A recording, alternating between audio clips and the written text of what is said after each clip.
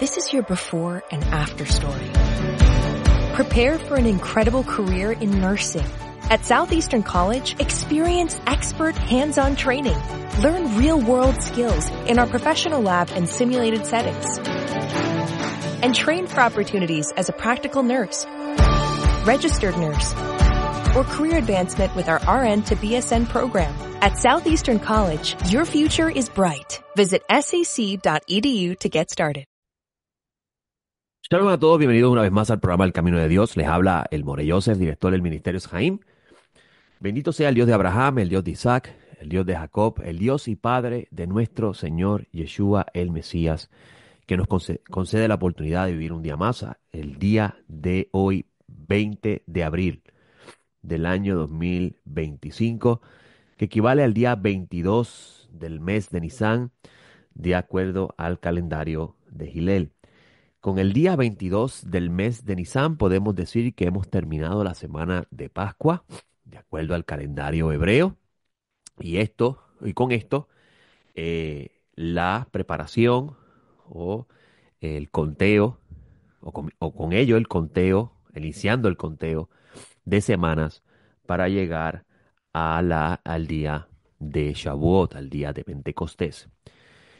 Como ustedes saben, nuestro ministerio se enfoca en enseñar la Sagrada Escritura desde una perspectiva hebrea. Yo soy director del Ministerio Jaim y el Ministerio Jaim tiene un centro de estudio, el Centro de Estudios Hebraico del Camino Nazareno.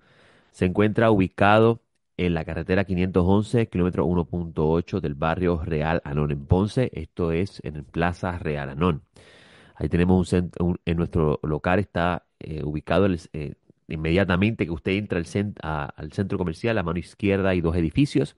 El segundo edificio, el segundo estacionamiento, dando para la parte posterior una cortina azul, identifica nuestra entrada. Allí estamos todos los sábados a partir de las 9 de la mañana, estudiando, orando y compartiendo las Sagradas Escrituras desde un lente hebreo, enseñando al Mesías de la Biblia, o sea, hablando de Jesús de Nazaret, el Jesús histórico, cuyo nombre era Yehoshua, a quien llamamos Yeshua, que es una contracción del nombre Yehoshua, el rabino que vivió hace más de 2000 años en la tierra de Israel, quien era descendiente de la casa de David, de acuerdo al testimonio de sus discípulos, quien enseñó la Torá del Altísimo y la afirmó con sus enseñanzas, y quien fue muerto injustamente y Dios lo levantó de entre los muertos como confirmación de que Él es el Mesías. Y a partir de su resurrección, esperamos, los que son sus discípulos del lente nazareno, su retorno para establecer el gobierno del Creador, bendito sea, aquí en la tierra a través de la tierra del pueblo de Israel y el reinado de David. Y lo que esto significa en una era moderna como la nuestra, nosotros lo aguardamos y lo enseñamos también en nuestro centro de estudio. Así que si usted alguna vez desea conocer a esta figura, a nuestro rabino, nuestro maestro, a nuestro Mesías, o el Mesías de Israel, el Mesías que enseñaron los discípulos en los escritos nazarenos, lo que usted conoce como el Nuevo Testamento, les tenemos una invitación para que nos visite y pueda conocer más. Ayer tuvimos una enseñanza especial en nuestro centro de estudio. Le llamamos El Mesías y la Serpiente de Bronce. Este tema fue un tema muy, muy interesante, no restando de todo lo que enseñamos no sean temas importantes, pero este aún más para mí como maestro y los años que llevo estudiando y enseñando la Sagrada Escritura, es uno de los temas que más el Eterno me ha permitido profundizar y encontrar y seguir escudriñando, usar un lenguaje que ustedes me puedan entender, y seguir hablando de él. Y este estudio se encuentra en nuestro canal de YouTube. Si usted quiere verlo, se encuentra en nuestro canal de YouTube. Usted puede ir al canal de YouTube y buscar El Camino del Nazareno. Usted va a encontrar allí nuestro canal. En nuestro podcast también está. O sea que usted, si tiene acceso a los podcasts, como este programa que también se graba y se coloca en el podcast, usted va a poder allí también escucharlo, una enseñanza de 2 horas y 15 minutos de este tema que se encuentra en el libro de Revelaciones, el Evangelio de Juan, y también cuyo fundamento del pensamiento conceptual se encuentra en la Torá de Moisés. Así que ayer tuvimos 2 horas y 15 minutos hablando de este tema y con el favor de Hashem daremos un poco de esto también en este programa. Como les dije, la semana de Pascua ha terminado para los discípulos del Maestro Nazaret. La semana de Pascua es muy importante. De acuerdo a los historiadores, los primeros discípulos del Maestro Nazaret y todos los demás discípulos que se añadieron estuvieron observando la Pascua de Yeshua el Mesías hasta el cuarto siglo. Y no significa que después del cuarto siglo se dejó de observar, sino que se perdió o se dejó de rastrear este grupo de personas que seguían al Mesías judío de la Biblia. Esto, obviamente, con el nacimiento del establecimiento de una religión dogmática, pues se acrecenta este poder dogmático y se elimina, se decreta como herejía todo aquello que estuviese fuera de la norma del dogma a partir del cuarto siglo. Esto no significa que dejaran de existir judíos y gentiles que seguían observando o seguían viendo a Jesús de Nazaret, a Yeshua de Nazaret, como el Mesías judío que era y como el Mesías judío que es, el del cual ellos afirman. Y en nuestro centro de estudios nos enfocamos mucho en este tema de enseñar la judeidad de Yeshua y afirmar su judeidad en sus enseñanzas. Y cuán importante es conocer el pensamiento conceptual judío y conocer la Biblia del lente judío para poder entender mejor las cosas que están siendo escritas en los textos que conocemos como el Nuevo Testamento. Así que para mí es un honor poder enseñar esto y poder estar con ustedes en este programa que lleva muchos años y le damos gracias a la familia de PAB por concedernos este espacio en este programa. El libro de Daniel, el libro de Daniel es un libro muy interesante. Un libro escrito, si usted mira el manuscrito en el idioma que fue escrito, usted se va a dar cuenta que el manuscrito tiene eh, dos idiomas en su método o su forma de escribir. Al principio el libro está escrito en hebreo y a partir del capítulo 6 o 7, si la memoria no me falla, usted se va a dar cuenta que el libro está escrito en arameo. Esto demuestra que existe una alta probabilidad que el libro haya sido completado en un periodo posterior a el exilio de Babilonia por un escriba o varios escribas que siguen la tradición de Daniel, pero ya con un conocimiento de el arameo o un dominio del arameo por encima del hebreo. Menciono esto como trasfondo porque si tenemos en cuenta esto eh, a partir del capítulo 6 o 7 del libro de Daniel, se empieza a hablar de el tiempo del fin, lo que en hebreo se conoce como Aharit Hayamim, los días finales. Eh, y específicamente en este libro de Daniel se va a hablar de una serie de sucesos que una audiencia particular en un periodo del tiempo, mucho antes del nacimiento de Jesús, usted va a encontrar que ellos pensaban que ellos estaban viviendo ese tiempo del fin. Esto lo hemos hablado en otro programa y lo mencionamos hoy como parte del fundamento de lo que vamos a estar compartiendo en esta mañana. En este periodo del tiempo del segundo templo, unos 200 años aproximadamente antes del nacimiento de Yeshua, de nuestro rabino, eh, este grupo de personas que estaban viviendo la opresión y la autodeclaración de Dios encarnado por parte de Antíoco Epifanes, y Epifanes no era su apellido, así que le decían porque se autoproclamó la divinidad encarnada, estaba pensando que ellos estaban viviendo en los últimos días y que en cualquier momento, habría una intervención divina con respecto a la a la situación que ellos están viviendo. Donde Daniel, este libro de Daniel, pertenece a este periodo del tiempo, esta parte del libro de Daniel, pertenece a este periodo del tiempo, y cuyo autor, que es un autor apocalíptico, en el sentido de que, y esto es bien importante, la palabra apocalipsis, amigos, no significa cataclismo mundial o fin de los tiempos. La palabra apocalipsis en su origen tiene un significado griego cuyo sentido es la idea de algo que ha sido revelado. Y una de las características de los apocalipsis es que eh, Dios comunica mensajes divinos con respecto a la situación presente que se está viviendo a través de ángeles.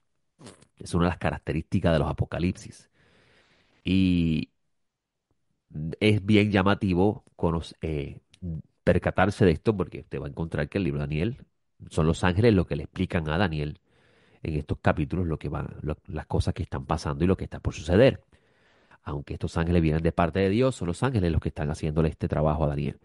El libro de Revelaciones no es la excepción. El libro de Revelaciones vas a encontrar que Dios le da este mensaje a Yeshua. Yeshua se lo envía a Juan a través del ángel que Dios le ha dado a Yeshua para servirle.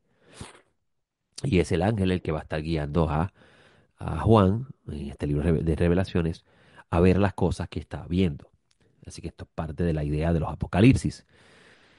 Y en el libro de Daniel, específicamente en el capítulo 14, en este apocalipsis que está bien teniendo Daniel, usted va a encontrar que este ángel le dice a Daniel, sella el libro.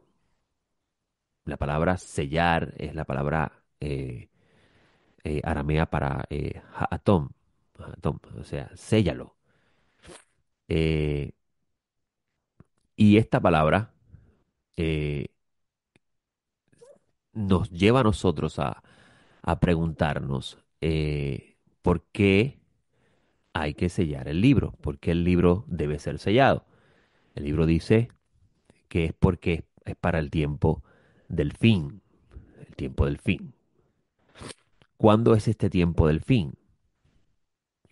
Es la pregunta que se hace el autor de este libro, a lo cual le responden a él, esto primero el conocimiento va a aumentar mucho antes de que llegue este tiempo.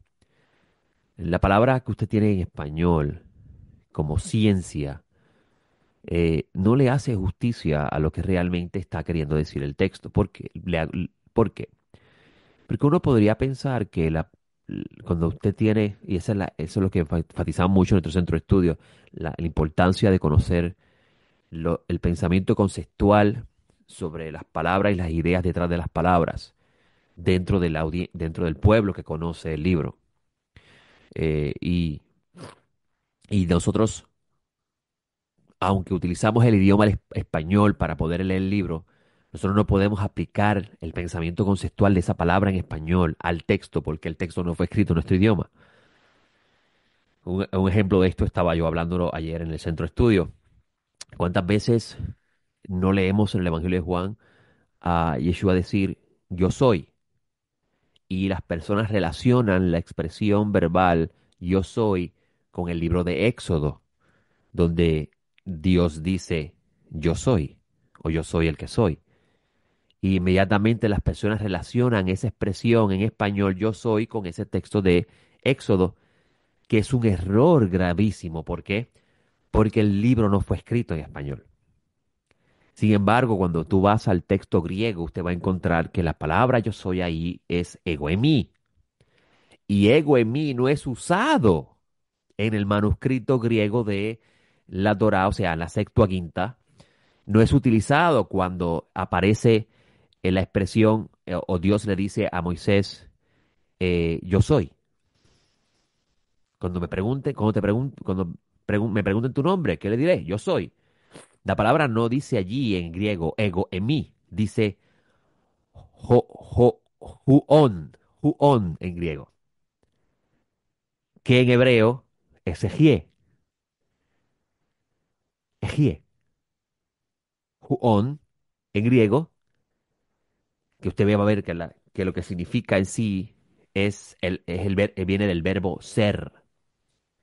O sea, que cuando Jesús dice en Juan, yo soy, y usted va a encontrar que el texto griego dice que Jesús está diciendo ego en mí, no está diciendo who on.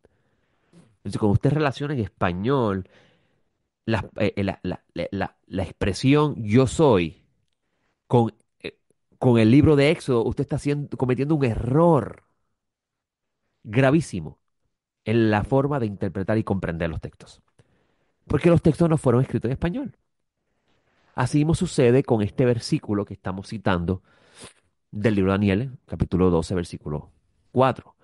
Cuando vemos que la palabra da'at utilizada ahí es la palabra traducida como ciencia.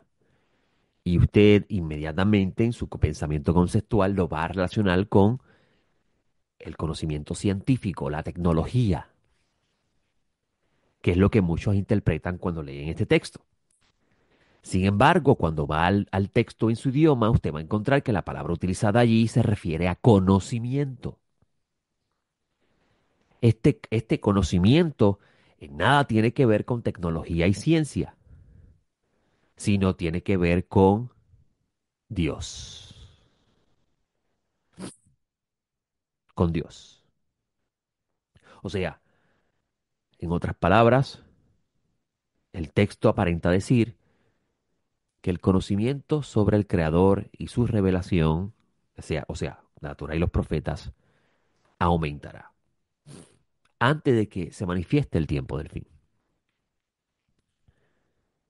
Esto es bien interesante porque al ver que el libro se está sellando, y es el libro que está relacionado con el tiempo del fin, cuando tú vas al Apocalipsis de Juan, que realmente no es el Apocalipsis de Juan, pero lo decimos así para que usted pueda identificarlo, el libro de revelaciones, realmente es el Apocalipsis de Yeshua, la revelación de Yeshua el Mesías, usted va a encontrar que en uno de los capítulos se va a hablar de una visión que tiene Juan del trono de Dios. eh, Eso se conoce en el pensamiento conceptual judío como Olam Beria, el mundo de la creación, el mundo del trono, que eso no significa que literalmente hay un lugar donde usted va a ver un trono físico allí. Eso es una expresión idiomática para poder hablar en forma conceptual de cosas que van a estar relacionadas a esa visión. No significa que literalmente hay un espacio allí que usted va a ver, que Jesús está parado al frente de un trono. Así no piensa el judío con respecto a las cosas que lee de la Biblia. Y pues, son los gentiles los que hacen se crean estas imaginaciones o mejor dicho, convierten en algo real esas imágenes presentadas, incluso hasta las crean en imágenes de barro y luego se arrodillan a adorarlas, porque no entienden lo que está expresándose en la literatura judía. Y en este capítulo del libro de Daniel, el libro de Revelaciones, capítulo 7, se va a abrir se le va a dar un libro sellado al Mesías. Y el cordero, que está representado, Yeshua está representado por un cordero, habla de su nivel de humildad, abre los sellos, claramente relacionando la apertura de sellos con lo que el libro de Daniel habla de sellar el libro hasta el tiempo del fin.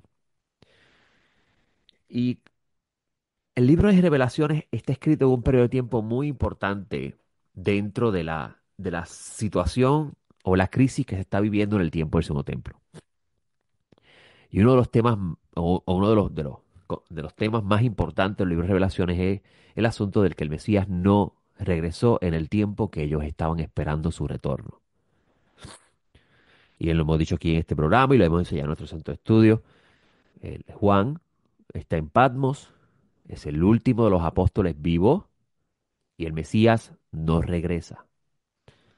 Y una de las cosas interesantes de los apocalipsis es que la revelación la recibe el autor como respuesta a una serie de preguntas o situaciones que él está viviendo.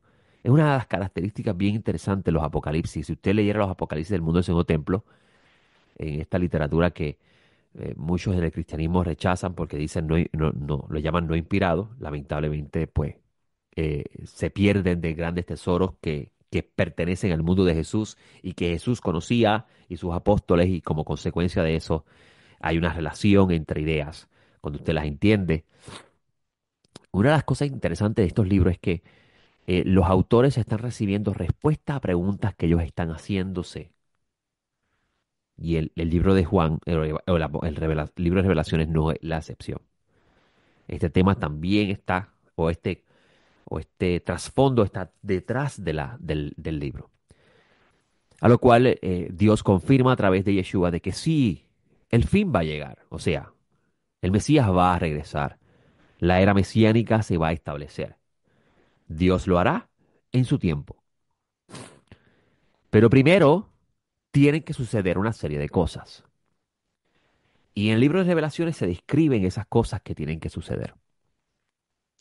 Y uno de los, de los temas o los conceptos que va a presentar el libro de Revelaciones más impactantes se encuentra en el capítulo 13 del libro de Revelaciones. A lo cual, por muchos años, se ha interpretado como la manifestación del anticristo o la idea del anticristo. Claro, todo esto a partir de la interpretación gentil que comienza a dársele a estos textos, divorciándose de el pensamiento conceptual judío que está dentro del libro y las ideas que existían dentro del mundo de Israel. Recordemos que los primeros apóstoles y los autores de los libros que tenemos en nuestras manos, conocidos como Nuevo Testamento, son judíos. Aún Lucas se comenta dentro de los círculos académicos que existe una alta probabilidad que él haya sido un judío heleno. Eso significa un judío criado en el mundo cultural griego, como lo fue Timoteo también. Y en este capítulo 13 de Libro de Relaciones, que muchos llaman el anticristo, realmente lo que está presentando es la idea de un falso Mesías. Utilizamos mejor el concepto de falso Mesías porque es lo más que se acerca a la idea de un Mashiach Sheher, un Mesías falso. Eh, lo interesante que nos presenta, lo más llamativo de este libro es cómo lo presenta la idea de un Mesías falso. Yo he escuchado por muchos años decir que como los judíos no aceptaron a Jesús, se va a levantar el anticristo para engañar a los judíos, y que los judíos van a aceptar a ese anticristo como el Mesías y van a ser engañados. Pero el libro de Revelaciones presenta algo bien diferente. El libro de Revelaciones nos enseña que son los que no tienen entendimiento ni sabiduría los que se van a postrar delante del falso Mesías. Para un judío como Juan, o los judíos del tiempo de Juan, que también leyeron estos documentos, claramente no tener sabiduría y entendimiento está relacionado a no tener conocimiento de la Torá. Una persona que no tiene la más mínima idea con respecto a los conceptos y las revelaciones que Dios le dio a Moisés para el pueblo de Israel y para que Israel luego enseñara al mundo. Así que esto vira un poco la idea que tradicionalmente se ha escuchado de que serían los judíos engañados por un falso Mesías por no haber aceptado a Jesús. Si vemos el libro de Revelaciones, vamos a dar cuenta que el libro de Revelaciones nos dice que este falso Mesías es producto de las naciones. ¿Cómo lo sabemos? Si usted va al libro de Daniel, al capítulo 7, usted va a encontrar que cada una de las naciones imperiales del tiempo que dominó sobre Israel está representado por un animal. Oso, león, etcétera, etcétera. Claramente, estos animales representando estos reinos y sus ideas, políticas, sociales, etcétera, etcétera. Y échele mano a esa idea, a esto. Los animales representan a estos reinos y sus ideas. Cuando decimos sus ideas, nos referimos a sus políticas, conceptos sociales, religiosos, etcétera, etcétera. Y usted va a encontrar que la descripción que se le va a dar a este falso Mesías es una descripción relacionada a las naciones. O sea que este falso Mesías es producto de la idea de los gentiles, del pensamiento conceptual gentil sobre la política social, lo religioso, etcétera, etcétera. Y es interesantísimo cómo en el versículo 3 del libro de Revelaciones se nos dice que este falso Mesías también tiene una herida de muerte, a lo cual sabemos eh, que los discípulos del Maestro Nazaret nos testifican que el Mesías Yeshua, el hijo de David, a quien Dios resucitó de entre los muertos y lo sentó a su diestra, y sea lo que eso signifique en el pensamiento conceptual judío que no vamos a desglosar aquí hoy, el asunto de sentarse a su diestra, que está narrado en el capítulo 12 de Revelaciones, cuando dice que el hijo de esta mujer, que está representada como en la visión mística como la congregación de los santos de Israel, fue llevado hacia Dios hasta su trono. O sea, que este que fue destinado a regir las naciones como el Mesías, Dios lo tomó del mundo y lo guardó para el tiempo que entonces habría de suceder eso que está relacionado a su aparición, que es el gobierno mesiánico. En este capítulo 13 se habla también de una herida de muerte que tiene este falso Mesías, este Mesías Sheher, del cual es interesantísimo encontrar el versículo 14 de este mismo capítulo que dice que revivió. O sea, el falso Mesías revive a sí mismo. El verdadero Mesías, Dios lo levantó de entre los muertos. ¿Vieron los contrastes? Claro, cabe mencionar en este programa que el tiempo es muy corto y que es muy difícil que en 2 horas y 15 minutos de enseñanza de ayer yo pueda diluirlo o condensarlo en 30 minutos. Pero quiero que ustedes vean el paralelismo. Otra cosa interesante de este capítulo es que en el versículo 4 se habla de ella como si fuera Dios, como lo sabemos, por esta expresión textual que dice, ¿quién como la bestia, quién podrá luchar contra ella? Casualmente, y no creemos en las casualidades, en el día de ayer, dentro del calendario judío, se conmemora el cruce del Mar de los Juncos, donde el faraón fue ahogado en el mar con su ejército y todo el pueblo de Israel bendijo y alabó a Dios, diciendo, ¿quién es como el Eterno entre los seres excelsos? ¿Quién como tú, hacedor de maravillas, merecedor de toda alabanza? En hebreo es Mikamoka Baelim Adonai, Mikamoka Nedarba Kodesh, Norate Hilo Sefele. Y es interesante cómo en este versículo 4 se le da el mismo adjetivo a la bestia. O sea, ¿quién está viendo a esta bestia como Dios? ¿Y producto de quién es esta bestia?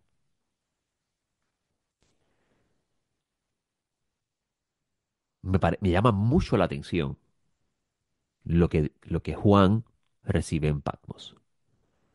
Y la pregunta que me lleva a hacerme es, ¿será acaso que el santo bendito sea le dio a su Mesías para darle a conocer a Juan que una de las cosas que iba a suceder en el periodo que aguarda el retorno del Mesías es que la historia del verdadero Mesías iba a ser transformada por los gentiles y como consecuencia de ello iba a nacer un Mesías diferente.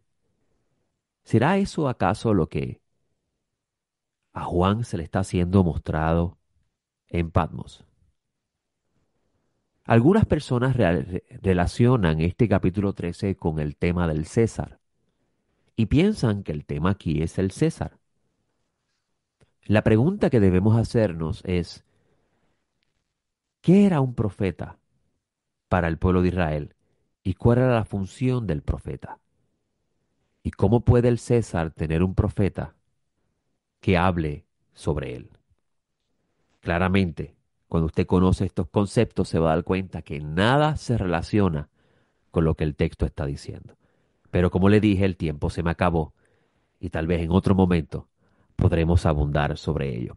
Gracias le doy al Eterno por este espacio, a la familia de PAB por concederme la oportunidad de estar en este programa. Con el favor del cielo estaré la semana próxima en el camino de Dios. Que tengan buena semana. Shalom.